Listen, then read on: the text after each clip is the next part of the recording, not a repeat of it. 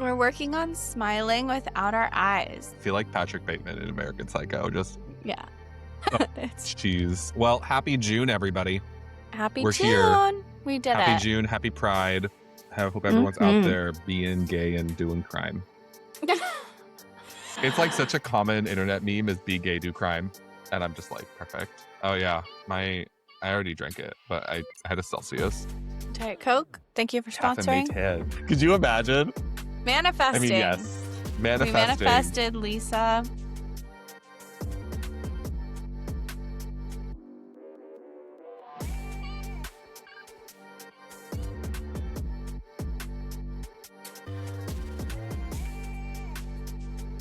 Please. Lisa, I'm so Diet excited Coke. to meet you, by the way. I know that since our video went out, you've been patently ignoring us. We got a laughing face. We got a laughing face. We did get a laughing face, but we have been consistently tagging her and stuff on Instagram, and she is just not. She's really loving it, you guys. She loves us. I hope so. Lisa, I believe in my heart. we love you, and I'm so excited to meet you. And it's on June 27th in Napa for anybody who wants to come. It's going to be a good time. We'll Lisa go get wine Jewel. after. Did I tell you I tried to invite her to get wine with me after the event? I saw the DMs.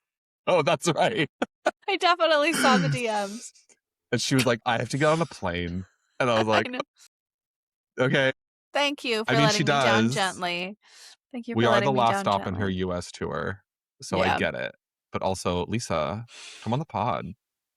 I know. We have a slot open because there is a 5th Tuesday of the month this month. And so Could be the Lisa Lisa, Jewel day. you can come on and we'll do a little interview. And, if you want, I can ship you a bottle of Napa wine and we can have a little wine night and just, talk. That would actually be fun. Wouldn't that be super fun? Yeah, that would. Why are we doing caffeinated drinks? At this point, people will have already seen it, but in Gay Panic, I talk about how this is just a long con for me to meet authors that I like. Yeah, obviously. Yeah. Duh. Because I was like, someday Madeline Miller is going to sign my copy of Song of Achilles. And Ben was just like, is that what this is for? And I'm like, absolutely it is. Yeah. Absolutely it is. Yeah. Well, actually, that's not what it's for. What it's for is to meet our favorite authors, make a really fun impression on them, and then they base characters on us. Yeah. I'm just trying to be immortalized. However it happens, man. I'm not picky. I just want to be iconic. Yeah. There will be media about me. There will be media. It might be on Cops, but it will be media. No, I'm an angel. No, me on Cops. I'm the gay guy on rollerblades on Reno 911. Just like, yeah. running down the street. Get away from me. Get away from me. So stupid. My friend has a Segway, so I feel like that might be better. I've never been on a Segway, which is weird because I live in this scary. I live in Silicon Valley. You'd think that I would have been on a Segway at one point, but I feel like it's because you're a Luddite. Oh, we have to do our intro. Okay. What's our intro? We say our names. It was so loud. Oh my God. I need water. That was so funny. So I guess that we should, reintroduce ourselves. My name's Joseph, and today, if I were a book, I'd be Diavola. Because I feel like I am being possessed by the devil at any given moment. My brain, nothing makes sense. And I turn around and I've completely forgotten what's going on. So that's where I'm at. Mentally, emotionally, spiritually. It's been super fun, you guys. I need to learn how to speak Latin and find some holy water and a cross, and we'll get that right handled for you. Perfect. Do a little exorcism. Really quick. Just a little weekend exorcism. A little to go. A little drive-through exorcism for your nerve. Perfect. Honestly, my name's Jessie, and if I were a book, I would be The Shining because I shine bright like a diamond. Two things that could not possibly be more unrelated. The Shining, you shine. Yeah. That's the truth about the Stephen King's The Shining, is that it's based on a song by Rihanna. that came Yeah. out 50 years later. It's really good. You should listen to that song while you read that book. Well, welcome back to Plot Twist, where we uncover some of the most unhinged narratives we could possibly find. And this month, we have read The Silent Patient by Alex Michaelides. Yeah. Right?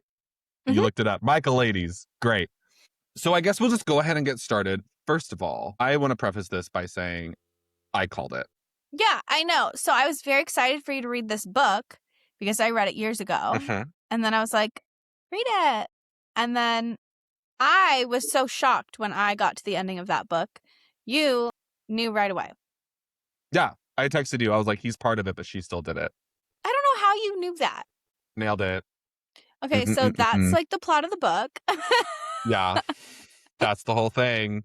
You're That's welcome. it. Spoilers. We're done. Well, thanks for We're listening. done. Cue the outro music. Let's go. We'll start at the beginning. So we have, well, it starts with Alicia Berenson's, the introduction of the diary format, which we've talked about diary formats. Yes, I was before. going to say we actually recently talked about it. Would it be weird to have a book that has the diary format? And you were like, yeah, it'd be weird. And now here we are. Now here we the diary are. format.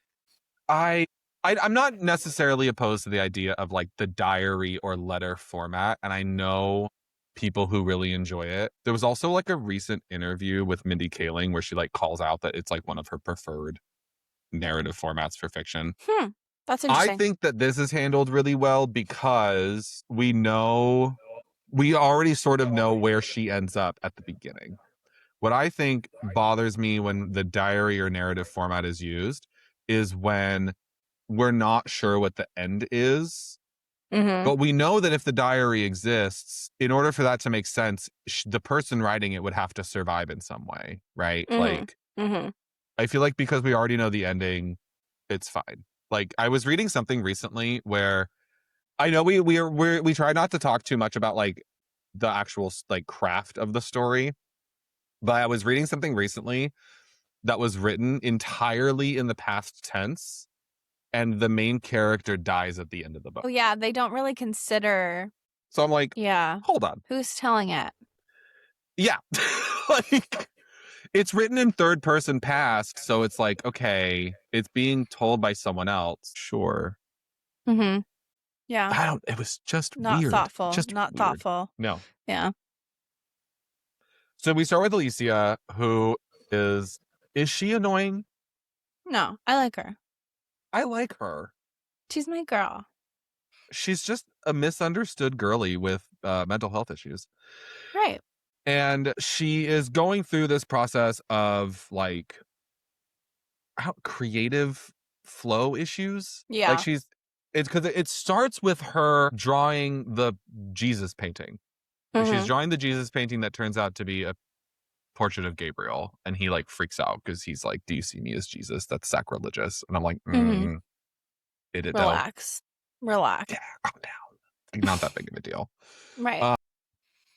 So she's a painter, home studio. Money's not an issue because she inherited a bunch of money from her dad, who offed himself. And why did her you do mom that? Also offed herself. The mom crashed a car that her and Alicia were in. Right. It was an And the attempted dad was murder pissed. suicide. Yes, the dad was pissed, and he says, what did he say? He wished that his daughter had died. Her. Yeah. So she's lovely like family life. 14 kinds of up right off of the top. We don't learn about all of her issues until like as we go through the book, but God. Yes. She has problems. I do feel bad for her. Of course. I do think she's sympathetic. Do I think she should have done what she did? Probably not. No, of course not. Of course not. You should not have done that. You should get a divorce. Gunning them down is a bit extreme. Yes.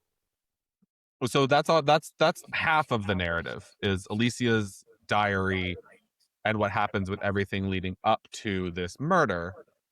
In the present day, kind of the present day, another part of this twist is we have the villain, Narrator. narrator. You don't know. He's such a hero till he's not. Till he's not. He reminded me of American Psycho in like a lot of ways. Yes. Oh my God. You could almost argue that this is kind of American Psycho because essentially he comes into the story and he just wants to help her. He's getting a job where she lives, where she lives, where she's being held. And he wants to specifically treat her because he's got all his issues and he wants to feel validated in some way by like going in and talking to her. So he basically infiltrates this place specifically to work with her, even though it's like a failing facility, basically. But why would you want to work here? The hero complex. First of all, his name's Theo Faber. We'll just get that out of the way. The hero complex on this man is so blatant and annoying. I think he's probably cute though. In my head, he was like what's his face that played Spider-Man, the second Spider-Man. No, the one between Tobey Maguire and Tom Holland. Andrew Garfield. Yeah, Andrew Garfield. Yeah. Andrew Garfield vibes. Tall, thin, dark hair, pale. Was like maybe like little like maybe like curly hair a little bit, like a little curly hair, like the guy from Gossip Girl. For sure. Or you.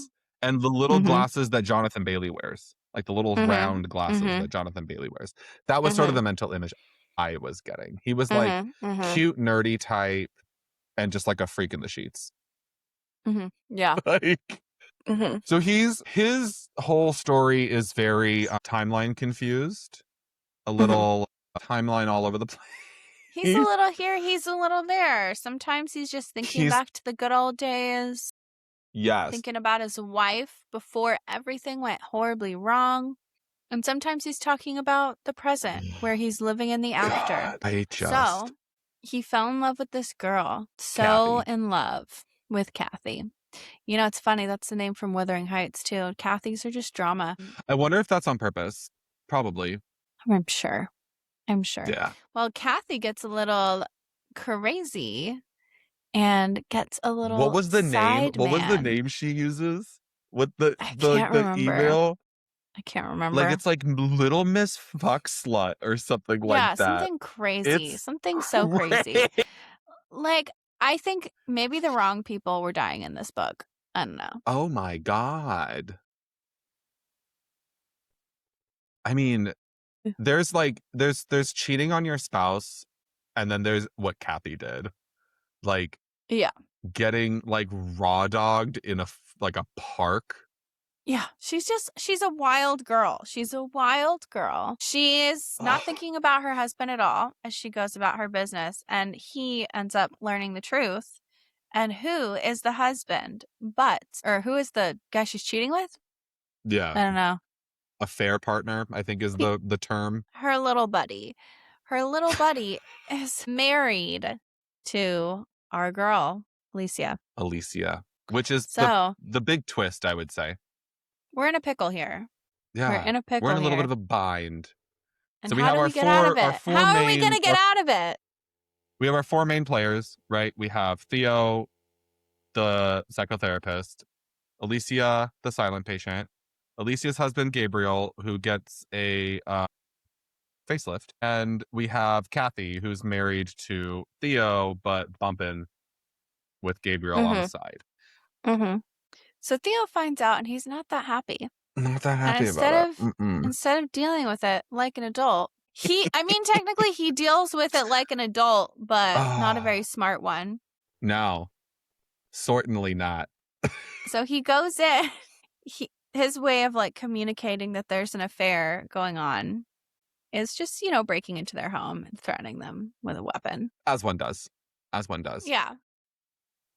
But so before we get to that, before we get to the last 20 pages of the book, we have Theo in the modern day. So Alicia is found very British, wearing a white gown covered in her husband's blood, and he has been pulverized by bullets. And it's assumed by everybody that she murders her husband. So she's taken. She refuses to talk, and the only communication that she has had since the crime was a self-portrait that she made that she has titled The Alcestis, which is a Greek tragedy about a woman who sacrifices herself in her husband's place and is then brought back to life because of her sacrifice and is like pissed at her husband because she like had to go through this whole thing. So she's not talking. She's very quiet, a little crazy. And she's put in a institution called the Grove. And the Grove is failing mental health ward where they put violent offenders, which I thought that England had like the NHS, right? Right. Yeah. Like, what year is this supposed to be? How is it a failing mental health institution that's run by the state? I mean, actually, I mean, that's neither here every nor time there. we start talking about public works, we're kind of like, wait, this actually makes sense. I was just like, I was talking to somebody about this recently, about this idea of like public run institution and the fact that we like don't have really like public run institutions anymore that are like sympathetic or good. Mm-hmm.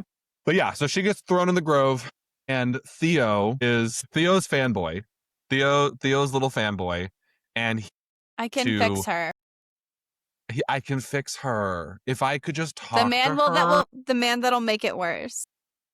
If I could just talk to her, I know I could help her. Yeah. And so his thing is to listen. He wants to listen to her, but she's not talking.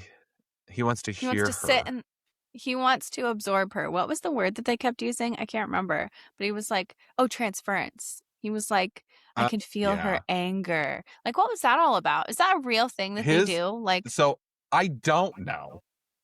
There was a whole thing about this where it was like that the purpose of psychotherapy, as it was explained in the book, is that the psychotherapist takes on the emotions of the client patient, feels what they're feeling, and then delivers that emotion back, having processed it to help them move forward. So I don't know how that works. Yeah. That doesn't sound that you know what that is to me? That to me is that girl in the friend group who's like, I'm just like an empath, you guys. Yeah, that's like reminds me of the like Venice parties I've been to with all the like people that are like soul gazing and stuff. Yeah. Scary. Buying crystals from Erewhon. Yeah. Like I just like don't get it. Like, yeah. And maybe I'm just misinformed and uneducated. And if so, please leave it in the comments. Actually, please don't. I'm not going to educate myself, but let me know. Yeah, I don't know. I won't make myself a better person because you've told me, but please give us the engagement. Like, I'm so waiting for somebody to put some hateful bullshit in the comments and for me to reply with, thanks for the engagement, heart. Like, just do it. Give me what I want. Give me what I want. Hatred. Please feed me, Seymour. So he goes to the Grove because he has been working at a place called Broadmoor, which is another like violent but less violent facility, I guess. And so he has the like bona fides to work at this place, and he starts working with a professor who has a Greek name. And after doing Song of Achilles over on Gay Panic and then this book, I am so exhausted of pronouncing things by Greek names. Cool it with the consonants. We don't need them. No, I think we need to dig deeper and only do Greek moving forward. Only do Greek. We're gonna start a whole a whole third podcast that's just Greek literature. Greek. Just classics. Just Greek classics. I'd do it. I know you would. You would in a second. I'd love it. I'm already starting it. We're recording now, live. Perfect. We'll do it live. What? Professor something. Professor something. Diomedes. Professor Diomedes. That's what it is. Diomedes. Perfect. Like the diabetes. So good. Diomedes. Diabetes. And I have diabetes. Diomedes. Professor Diomedes, who is like a little kooky. He's like a little weird. He does things a little different around here. He's like Willy Wonka of the crazy house. That's an incredible way of putting it. He is. He's the Willy Wonka of psychos. Or I psychotherapists, imagine him having rather. long hair that's curly and white, and he brushes it. He is the dude from The Big Lebowski. Yeah, he's That's his who he dad. is. I feel like he's his dad. He's his dad. Like he's like God. Rick Rubin. He's like Rick Rubin. He looks exactly like Rick Rubin. Who's Rick Rubin? He's the guy that does like he pretends like he knows how to produce music. And, like always talks about being super zen and cool. I have no idea what you're talking about. Well, we'll investigate I'll Rick look him up. Rubin. I'll put in a You'll be picture like, in post right here. yeah, Rick Rubin And is we'll exactly see. this guy. So he's running this facility and he's bitter because this board of trustees, this magical, mythical board of trustees who we never meet, is threatening to shut the facility down. So Theo's like, I can kill so many birds with this stone and I can get Alicia talking, which is what I want. And if I can get her talking, then the board will have to keep this open because look at the good that we've done. Yeah, we're doing groundbreaking things. Which is not how any of this works. If you are receiving public money, you don't receive more because you get this how to talk. Sorry. So I don't Anyways. understand all that. You're really digging into I was the just public health debate. I was so pissed. I'm just being Miley. Okay, can't be tamed. Where is this based? England. That's what I thought. Yeah. I was like, did I just London maybe miss area. something? Yeah, that's what I thought. It was No. like London. He goes to Cambridge because Oh, yeah. he starts digging into her past in a way that could be generously described as unethical. Right. He starts interviewing people that knew her, showing up at their house. Stalking them. Yeah. Basically. He goes to her former brother-in-law, who is a lawyer. And he is, I would describe, our first suspect. Ooh, yes. There are a few potential suspects. Multiple potential suspects. Because there's a shadow that's being cast. Yeah. Because it's like, sure, Alicia was found covered in blood. But did this like little artist girl really do this? And so you're introduced to different people in her life that are like basically like sus boy. Yeah. Like these people seem like they have a motive to kill her husband or hurt her. So number one is Max Berenson, who is the brother of Gabriel. And he's a solicitor, which is British for lawyer. And he is a huge bag of douche. He's recently married to his secretary, which isn't necessarily suspicious. But then we flip back to Alicia's diary, which is where we get the knowledge that he assaults her. Yes. He comes on to her at was it a family party? I think it was a family party. Yeah. He like gropes her in the kitchen or something like that. So instantly suspicious, right? Like, would that cause him to kill his brother? Don't tell my brother. Don't tell my brother. Weird. Because also why would he then kill his brother? I don't know. Well, he's being played as suspect he's number being one. weird. He's being weird. For sure. Then we get Paul. Paul is the cousin who lives with Aunt Lydia. Paul always was kind of weird to me. Paul was weird, but like, okay, cousin who lives out in Cambridge at the family home with the shut-in aunt, who was like Alicia's best friend growing up. But what Paul gave me was the vibe of like, I feel like this is very common in British writing. The cousin who wants to have sex with their relative. Yes, that was the vibe I was getting to. Like he wants her and can't have her. Yes. The vibe I was getting was like, she's my true love, but like if we did it, it would be weird. And he's like sad about it. Like, I don't know why this comes it's up. Honestly more Kathy and Heathcliff vibes. Like they're like raised as siblings and then it's like unrequited. Like he clearly wants to get some strange from Alicia and like is bitter. And so when we met Paul, to me, he was more of a suspect than Max was. But like maybe I was just reading too much into it, but apparently I wasn't, which is great. I feel so validated, which is nice. Yeah, no, I got that vibe too. We have Aunt Lydia, who is a bit of a non-character. Yeah, she just is like a background piece. And then we have the gallerist. Jean Felix. Mm-hmm. Icon He that was you are. sus. He was sus. He might be my favorite character, though. He was a good one. He was so dimensional Mm-hmm. and so interesting and just like did not like Alicia at all, like in No, any way. no. Like was only friends with her because she was an artist and Mm-hmm. he was a gallerist and he was making money off of her. And the And she viewed second him as his friend, though. That's what's crazy. Or as her friend. I did she? Mm, maybe not. Like even in the diary when she's talking about Jean Felix, she's like, "Oh, he's just in love with me." Mm, But like it's useful for my career that I keep him mm-hmm. around.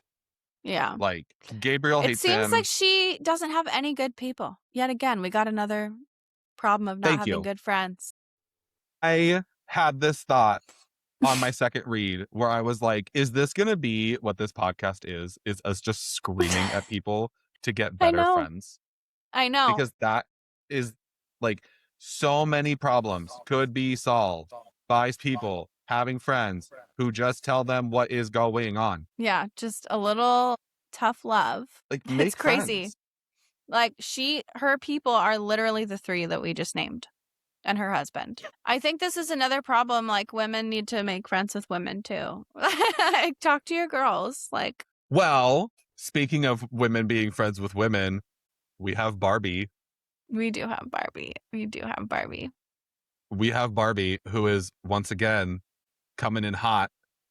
What is it with these books and the women who are the ones who are going to tell the truth and who are going to push your main character to make a decision and make a change are the ones who are labeled as crazy? Yeah. In the last one, Silencing the we had lies. Jane. Yeah. Poor Jane Mm-hmm. I know.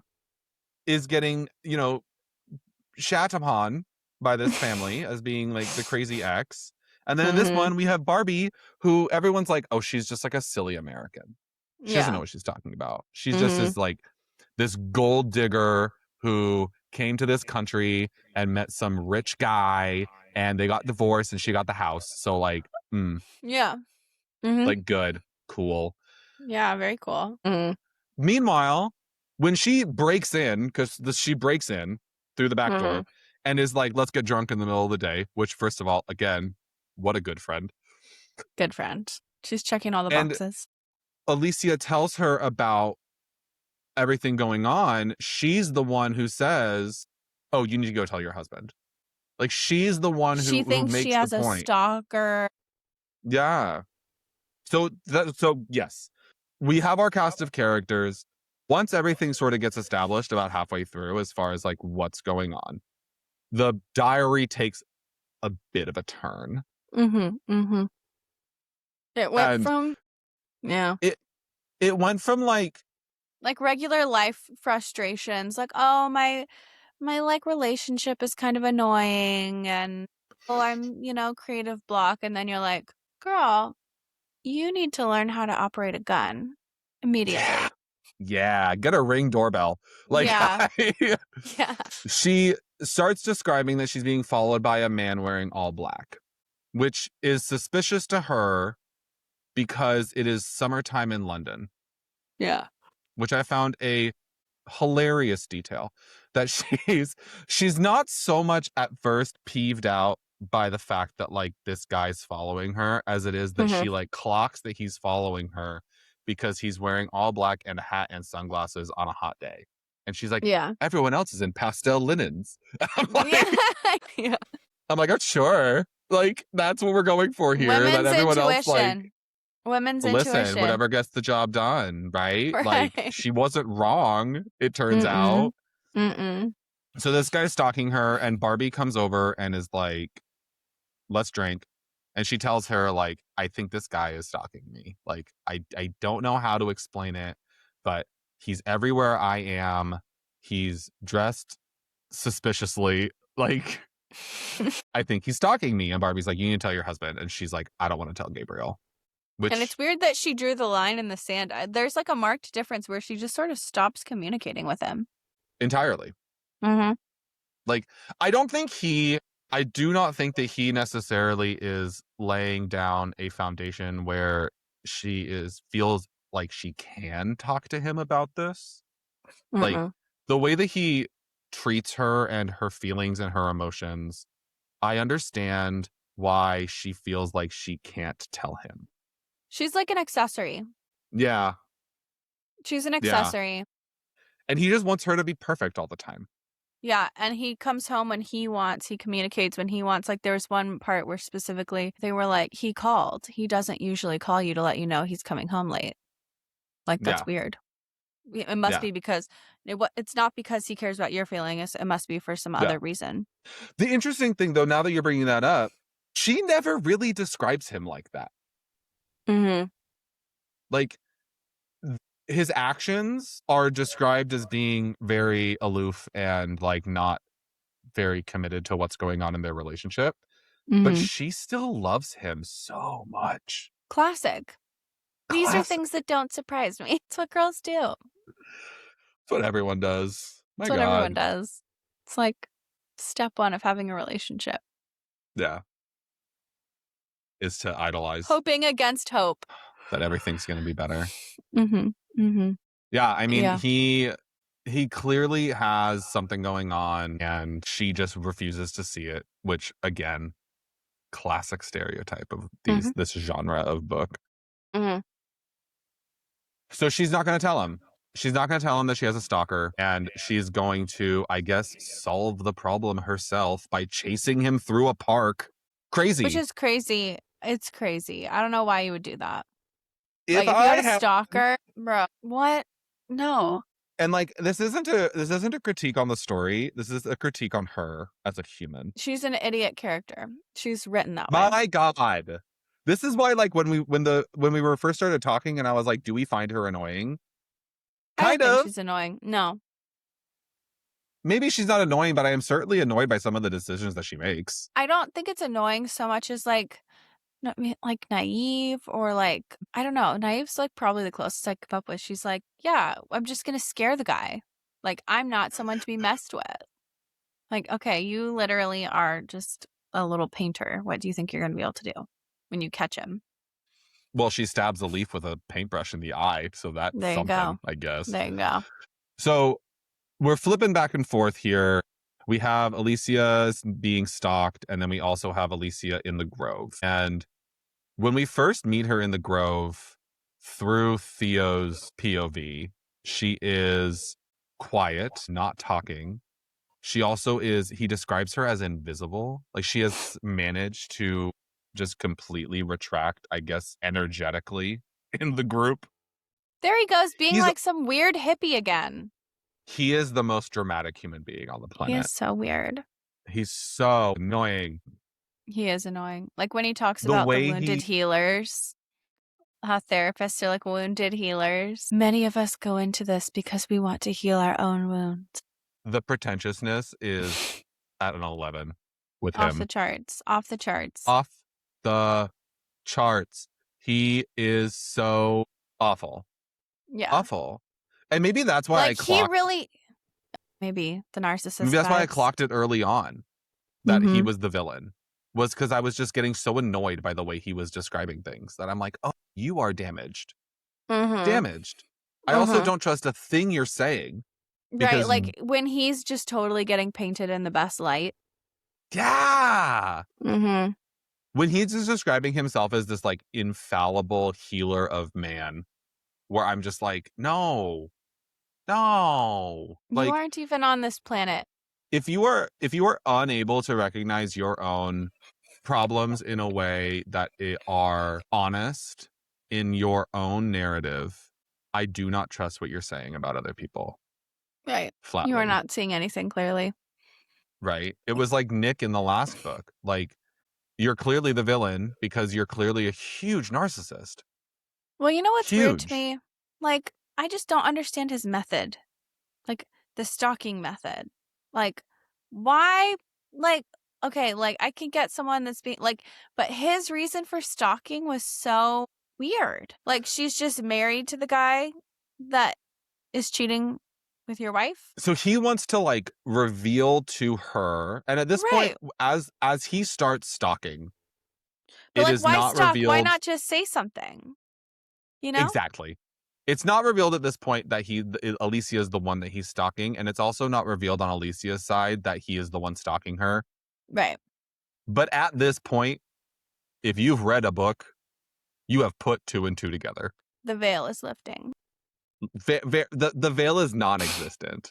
For me, it was lifting, okay? Okay, well, girl, let's be real. So he's like, oh, I just want to tell her. I just want to tell her that her husband is cheating on her. That's all I want to Mhm. do. But I'm going to do it by breaking into their house and tying her up. So what he does and describes lovingly in his diary, or does she write it? I can't remember. Either way, there's a diary entry. There's someone talking about the break-in, and the The break-in break-in. goes as such. She is just like piddling around, and he Mhm. breaks in, attacks her, ties her up. Husband comes home, and they're tied up, and they're not facing each other. Yeah. They're tied facing away from each other. Yeah. And how does he decide to break the news and let Alicia know? Right? Well, he lets her know, and he says, look, you have a choice. He says this to Gabriel. You have a choice. Alicia can die or you can die. And Gabriel, he says, I don't want to die. Yeah. And upon hearing that, Theo shoots the gun and Gabriel starts freaking out and he tells Alicia to be very quiet. And he lets Gabriel live with everything that happened and he unties Alicia. And you'd think that this guy would be so disgusted with Gabriel and the fact that he it's like, just kill my wife. I'd rather live. The guy leaves because he's weirded out. He's like, she can deal with it and leaves her the gun. And then she's found covered in blood with Yeah. the gun with a dead Well, husband. so that's the real situation. Mm-hmm. She initially, so she starts talking and they sit down together and Alicia goes through her version of events, which is that the break-in happens, she gets tied up, they get tied up apart from each other, and then the interaction happens where it's like, who dies, me, you or her? And he says her. So he fires a shot into the air and then he ends up, no, sorry. The version that she says is that he ties her up and then he ties him up and then the intruder just pow, pow, pow, pow, pow, 6 shots to the face. Mm-hmm. That's the version that Alicia, tells Theo once she starts talking, which is how Theo is tipped off that Alicia knows that it's him. Mm-hmm. Alicia knows that he's the one who breaks in because Gabriel was not shot 6 times. Gabriel was shot 5 times. Mm-hmm. Because in the real version is the Alcestis, is Mm-hmm. that he forces Gabriel to choose who dies, you or her, and he chooses her. And so Theo shoots a bullet into the air and to make Gabriel think that Alicia has been shot in the face. Gabriel freaks out and then he's like, yo, I'm in too deep. Like that's the line that is suddenly a bridge too far for him. I think he low key is just coming to his senses wow, I've been really dumb for the past 2 months or however long it's been. It's clearly this guy sucks. I'm Yeah. not surprised at all that he's ruining my life. And Yeah. this is not worth me ruining my life any more than I already Over have. this guy. Yeah. Yeah. So he is like, peace out. You guys need to figure this out on your own. Also, your husband's cheating on you. Bye. So Mm-hmm. he leaves, What and a mic drop. Alicia, in her rage, picks up the gun and unloads the next 5 bullets into Gabriel's face. And that is where we are told that while Theo was part of the problem, Alicia is the one who ended Gabriel's life. She did actually murder him. I loved the back and forth where it's like, no, you don't think it's her. And then you think it's like these other people. And then, like, I just love the back and forth. It starts where she's just guilty. Everyone says she's guilty. And then it slowly Yeah. just unravels. And then you're like, oh, wait, she really Yeah. did it. I love that. I really do, because I think that it is something that we don't really see a lot, especially Mhm. in this genre, where the person you think did it, did it. Mhm. But Woman with agency. how we get there is a little Yeah. weird. Mhm. Like, I feel like with the last one, it was that where it's like Nick clearly was the bad guy, but Mhm. we knew that throughout the narrative. Mhm. What I loved about this one is that you start to question whether or not she did it. Mhm. So you're sort of in on the story, right? Mhm. But then in the end, it's exactly what you thought, Yeah. Yeah. You're like which I right back at the love. beginning. Yeah. Yeah. Mhm. Like, I thought it was a really interesting idea of like, she, how do I put this in a way that like is coherent and makes sense at 7:30 on a Monday night? I thought it was a really interesting like situation where you're watching this person completely fall apart, and you like, I want to be sympathetic for her, but the more that I'm like processing the story and what happens and everything around her and Theo, the more I'm just like, you both are terrible. Like, Yeah, their just reactions are just terrible. so far beyond what is reasonable. Like him doing the stalking thing, her Yeah. with the murder. Like, Murder. yeah. Well, it's interesting also because the twist with him being where you learn he was the invader and the stalker so Uh-huh. quickly goes to like she killed it. So it's like you think, Yeah. oh, it was definitely him. This is so crazy. To like, no, Yeah. no, it was just her. It was just her. Like it was just him. Basically, he went in there to try to cover his ass. He wanted to cover his ass, make sure he was in the Hmm. clear, but he also wanted to understand what happened after he left. Like, he so badly was like, "How did we get to Yeah. the point where you're, like, killing this guy?" Like, I have to figure out because I think there was guilt. Like, Well, he and what I always find so viewed himself and talked about him so highly, but I think he no, go on. actually had a lot of guilt about what happened with that situation, and that's why he was, like, trying so bad to, like, Hmm. be the person that fixes her. Yeah. What I find so crazy is that he is trying to like, he goes in to be like, I need to get her to talk. I need to get her to talk. But if she talks, like, he knows she can identify him. Is it not in his best interest just to keep her silent? Like, Well, he was wearing a mask. but she still identifies him based off of what he says. Like, Yes, what he says in his by eyes, having yeah. by having personal contact with her, by going in to be her therapist, he is putting himself in the situation where he can be identified. If he were to just sort of like slink into the background and never see her again, he would just be the mysterious person with the balaclava. Like, even if Mhm, she started talking, like if let's say Christopher, the other therapist, was able to get her to start talking, she would mhm, not be able to identify him. mhm. She is only able to identify Theo because he goes to the grove. He says something in particular. He says something like "Let me help you" or "Let me help you see" or something like that, where it's exactly what he said. He's like, "Let me help you see the truth." And he says it Yeah, to her when he's first breaking into the house. which makes no fucking sense. Yeah, why? I don't know why. But I do think, you know how like serial killers often like keep trophies or return to the scene of the Yeah, crime? I feel yeah. like it was him, like, a little bit of his pride and then, like, a little bit of him wanting to, like, clear his conscience and be like, "Yeah, she actually is crazy," and, like, it was just bound to happen. Like, when he finds out that her Hmm. dad said that horrible thing about her when she was little, it was almost like his Yeah, guilt was assuaged. Like, she was always gonna be crazy. Like, she already has experienced this, and then her husband, like, yeah. mirrored the same behavior her dad had.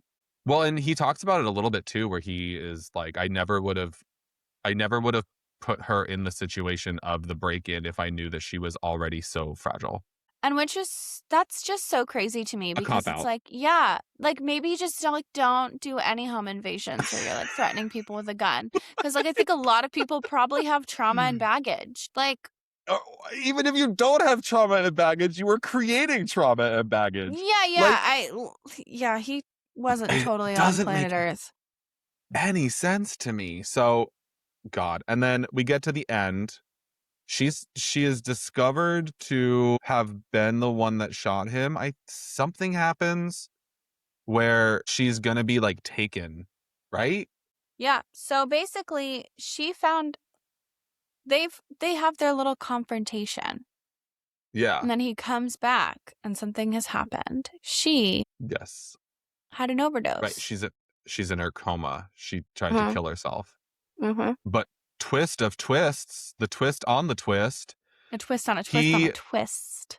examines her and finds that there's a little bruise and a little prick mark, and is like, this isn't an overdose. She was administered something. And he fingers Christopher about it. Mm-hmm. He's like, this guy did it because in the before times, Christopher was receiving some illicit under the table cash from Gabriel, being Alicia's therapist and writing her prescriptions, even though he wasn't technically seeing her. Therefore, he could lose his medical license. So in order to keep her quiet now that she's talking, he, according to Theo, tries to kill her. And this plan goes gangbusters. Everything in Theo's life is looking up. Mm.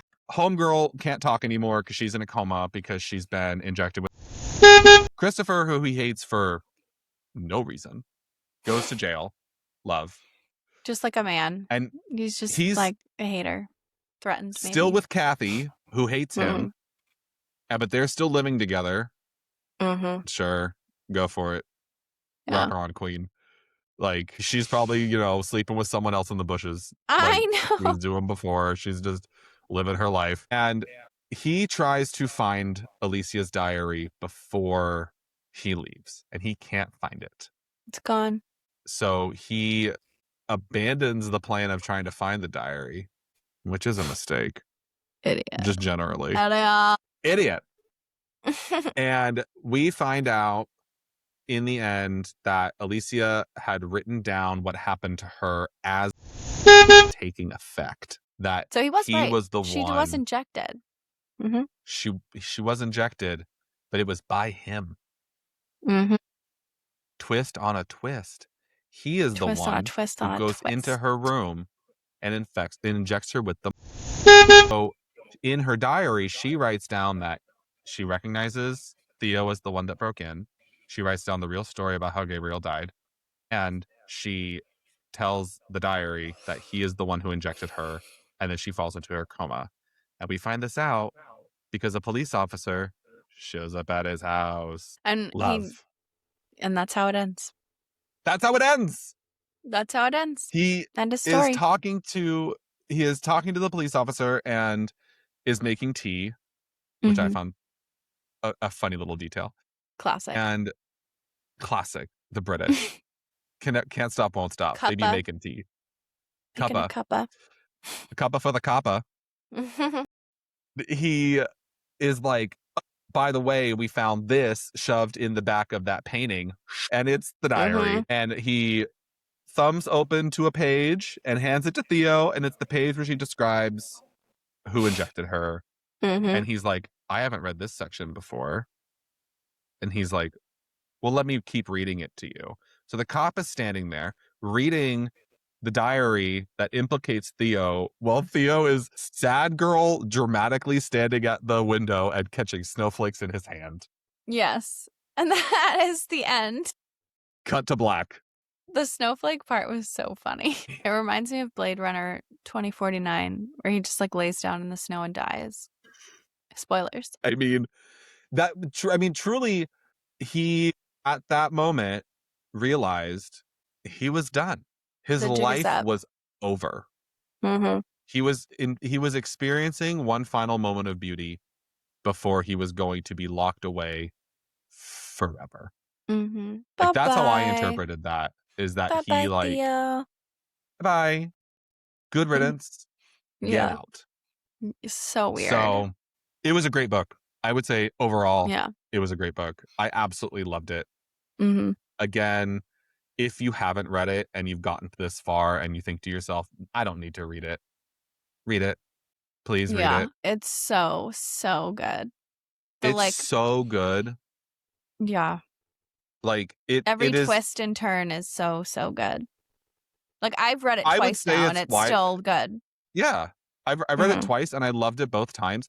I would say it's considered to be, like, a classic of the genre now, even though it only Mhm. came out, like, 8 years ago. Like, it is Mhm. considered to be a gold standard of British mystery thriller, which is a Mhm. very particular sect Yeah. of book. It's nearly flawless in the way that it's executed from start to finish.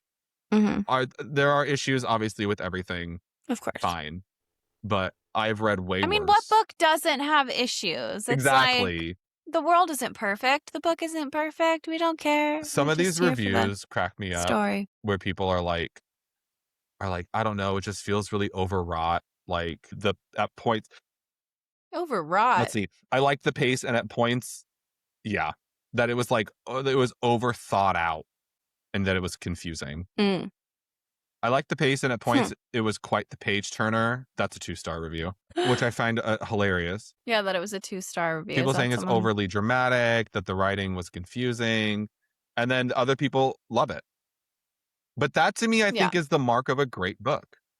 Like, Mhm. sometimes when you go on to websites like Goodreads or Amazon and you see something that just has like 5 stars reviews the whole time, I'm like, there's no way this book is Sus. good then.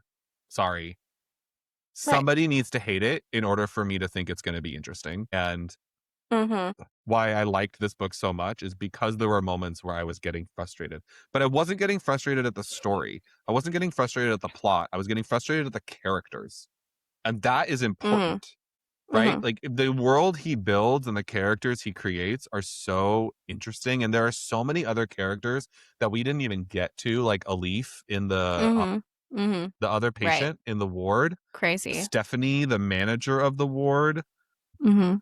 Nicole, who is Kathy's friend, that like Mhm. is this very tertiary character, but is sort of the manifestation of Theo's jealousies. Like, there's so many other things that are happening that we didn't even get to. That like you got to read the book. No. You got to read the Yeah. book. Yes. Yeah. It's like the very, very Spark Notes version of it. Yeah, Like my that's God. there's so much that happens, and I feel like it's not even that long of a book. So for it to Mm-mm. just, every chapter be like some crazy new twist and unraveling some part of the mystery, it moves quick. And there must be a movie coming, right? There's got to be a movie I know coming. it feels like one of those, doesn't it? So we're looking forward. Our next episode, which comes out on July 19th, is going to cover. This is my suggestion. I feel like we're falling into this. You suggest and I suggest. This is my suggestion. It is The Only One Left by Riley Sager. I love Riley Sager books. I love them. The characters he creates are insane. Like, they are the narrative is great. The Mhm. characters make questionable decisions for a living. It is For a wonderful. living. So the only one left. I will also say that if you want to do some additional reading for this book, I would recommend Rebecca by Daphne du Maurier, because I Mm. would say very much so. The only one left is Riley Sager's interpretation of Rebecca. In much the same way that Verity is Colleen Hoover's Rebecca, it is. So we will have The Only One Left available through our bookshop.org affiliate links, which is going to be linked in this video, as well as all of our social medias. For the month of June, we will be supporting Fabulosa Books in San Francisco. Has a wonderful nonprofit that they are a part of that sends queer books to areas of the United States that otherwise would not have access to queer literature. So in honor of Pride and the fact that, I am gay, That is going to be our cause for June. So any purchase through the affiliate links in the videos is going to go to support that nonprofit. And then for the month of July, we are going to be switching it up a bit. We can go ahead and announce that our July is going to be supporting the GoFundMe for Malibu Village Bookstore. They're just a very cute bookshop in Malibu that's been affected by the Palisades fires. So it's been a struggle for a lot of these businesses to stay open. So we are going to be supporting them. Yeah, they have a GoFundMe that's open right now. So we will be making a donation to the GoFundMe. A portion of the proceeds from the affiliate links will be going to that. So please, if you have not picked up your copy of any of the books that we've read, use that affiliate link. It goes to a good cause. So we're very excited for that. Follow us on TikTok, Instagram, Facebook. If you have Facebook, please subscribe on YouTube, like, comment, share, the whole 9 yards. Especially as we're getting started, any bit of exposure really, really helps out the channel. So anything, if you're having a good time and you want to share with your friends, please make sure that you do. Otherwise, yeah, we'll see you guys in July. I'm excited for this one. I really think you're going to have a lot to say. Oh, yeah. I can tell already you're going to be super annoyed by these people. Is it going to be the classic Jessie, 0 rating vibes? Is that how mad I'm going to be? I don't think you're going to give it a 0. Okay. But I do think you're going to get really pissed off with these characters. My God. In a good way, in a fun way. That's why we do it. That's what we're doing this for. We want to get angry about something we can't control, As opposed to the other parts of our lives where we get angry about the things we can't control and complain about it. Exactly. Truly. And if you end up really liking the Riley Sager book, the only one left that we're going to be reading next month, his whole backlist is, just chock full of gems. So, just do some research on him. He is also doing a book tour soon. Yeah. So if I am able to get myself to a Riley Sager event, I will. Riley, that would be fun. Coming for you. Thanks for listening, Ray. Thanks for listening, Riley. We love you. We love you so much. Longtime fans. So yeah, we'll be talking to you guys on, again, July 19th at 9 a.m. Pacific, noon Eastern, across YouTube and Spotify. If you're on the YouTube and you're there for the premiere, we are going to be in the chat, so we can go ahead and chat during the episode about any of your thoughts. Otherwise, have a great Pride. Go out, do something stupid, take your shirt off in public and do a shot of tequila. Or have some Diet Coke. Whatever you're up to. Alrighty, well, Jessie, I guess, we'll talk soon. Like tomorrow. All right. I'll text you in 10 seconds. Perfect. All right. Bye. Bye.